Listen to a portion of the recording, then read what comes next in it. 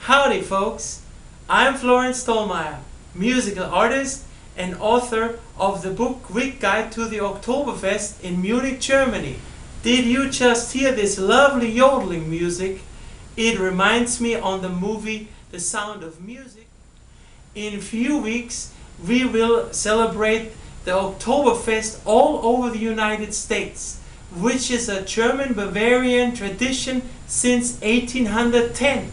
By the way, did you know there's only one Oktoberfest, the original one in Munich, Germany? As a native Bavarian from Munich, Germany, I will give you a brief summary to the Oktoberfest in my book. For instance, delicious food and drinks, traditional fashion, main events, and so much more. In my book, I'm gonna teach you some specific Bavarian slang and dialect phrases. Things like Servus, Grüß dich, oder Maß Bier bitte. My book is perfect for people who travel to the Oktoberfest in Germany for the first time. You can purchase my book on Amazon.com. Please click the link below.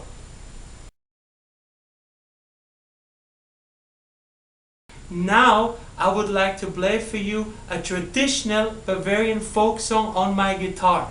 This is called Über Eimer. I hope you will enjoy it.